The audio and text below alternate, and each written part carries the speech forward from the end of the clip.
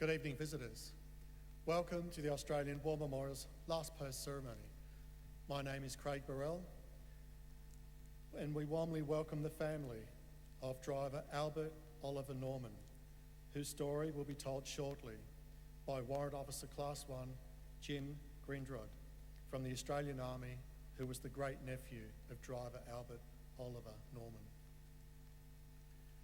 We are honoured to acknowledge Brigadier General Al Abramson, Commanding General of Picatinny and Director of the Joint Program Office for Armaments and Ammunition, United States of America, and the accompanying delegation.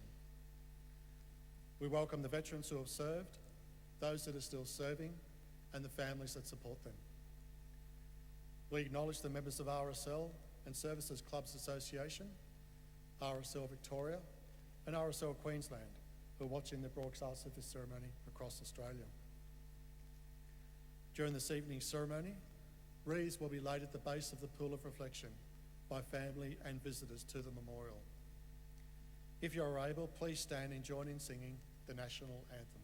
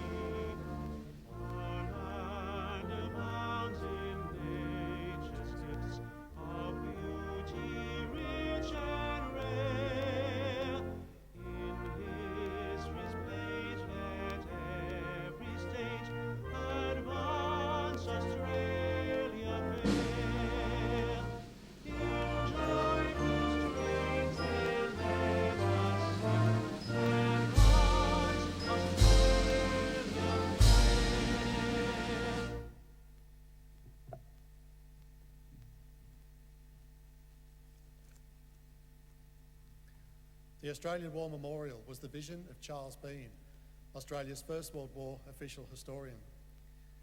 Bean landed with the Australian troops on Gallipoli and stayed with them at the front through to the end of the war.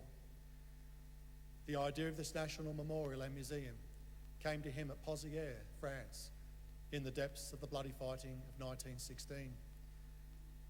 Bean's idea was that this would be a place where families and friends could mourn their loved ones buried in faraway places. It would also be a place that could help all Australians understand what these men and women had endured and what they had done for us. Bean's vision, to which we remain true, is best expressed as inscribed in the entrance to the memorial's galleries. Here is their spirit, in the hearts of the land they loved, and here we guard the record which they themselves made. Tonight, we will read the story behind just one of those on the Roll of Honour, which lists the names of more than 102,000 men and women who have given their lives for us in war and on operations for more than a century. But first, we present a lament, Flowers of the Forest. Wreaths or floral tributes will now be laid at the base of the Pool of Reflection.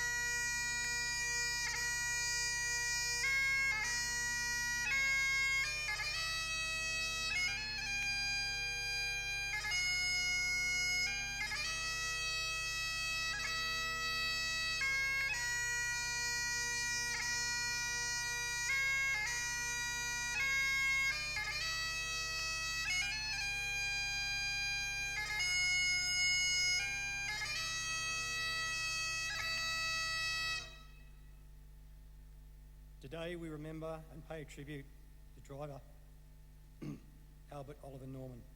Albert Norman was born in 1888 in Mittagong, near Barrel, New South Wales, the son of Margaret and Oliver Norman. Known as Ollie, he attended Glen Quarry Public School.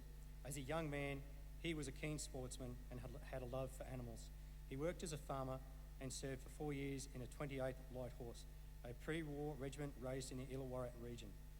Norman enlisted in the Australian Imperial Force in early April 1915. With his knowledge of horses, he joined the transport section of the 18th Australian Infantry Battalion. After a short period of training in Australia, he embarked on the transport ship Ceramic from Sydney in June. On arrival in Egypt, the men of the transport section began training at the Australian Army camp. In December, the 18th Battalion completed its evacuation from the Gallipoli Peninsula, and the transport section was united with the remainder of the troops. In March 1916, the unit sailed to Marseilles to join the fighting in France. The first major engagement for the battalion was at the village of Pozières in July and August. This was a shocking introduction to the warfare of the Western Front.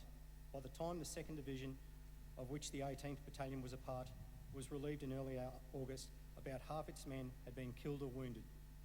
Norman and his unit remained in reserves at Pozières for the rest of August. The battalion was rested in the relatively quiet Belgian border, but then moved back to the Somme sector for winter. The role of the transport section was to move ammunition, food and water to the front lines on horseback. As well as working with horses, Norman had experience as a pigeon handler. Pigeons were used during the war to convey messages between the trenches. As winter set in, Norman fell ill and was evacuated. First to the New Zealand hospital at Amiens, and then to the British General Hospital at Etaples on the French coast. There he spent 3 months recuperating, followed by a month of training before returning to his battalion at the end of March 1917. During the summer months of 1917, the 18th Battalion was engaged in training to prepare troops for the condition of the Western Front. They undertook several forest fighting exercises in the woods in the reserve areas. The soldiers heard of a lecture on the effects of German gas shells and of the protective measures to take against them. There were also time for leisure activities.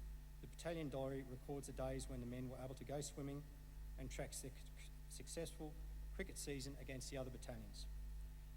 In September, the battalion moved forward to Steenvoorde, near the Belgian border. There they prepared to join the major British offensive in Flanders.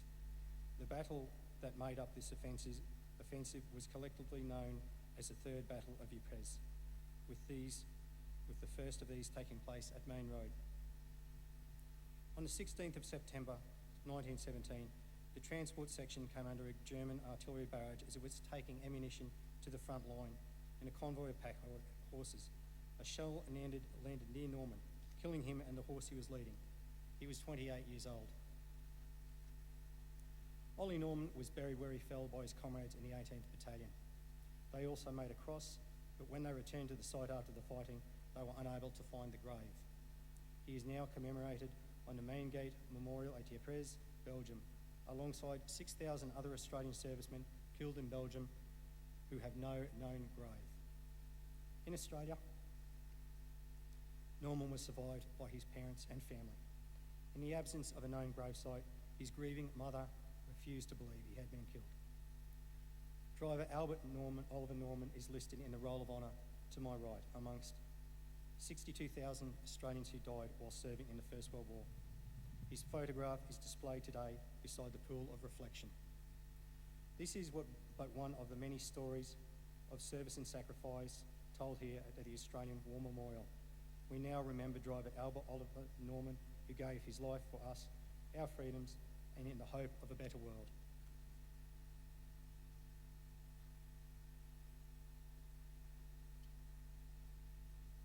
Please stand for the ode and the sounding of the last post.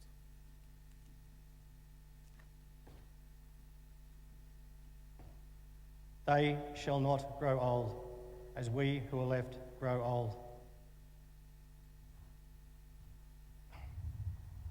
The years shall not condemn as we who are left. At the going down of the sun and in the morning, We will remember them.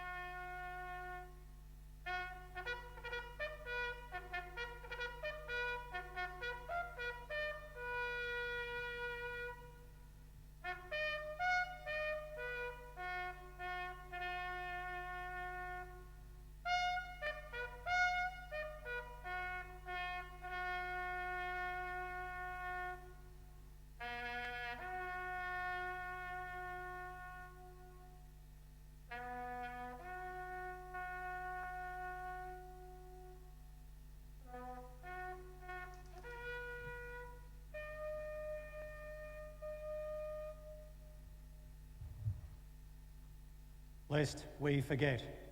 Lest we forget.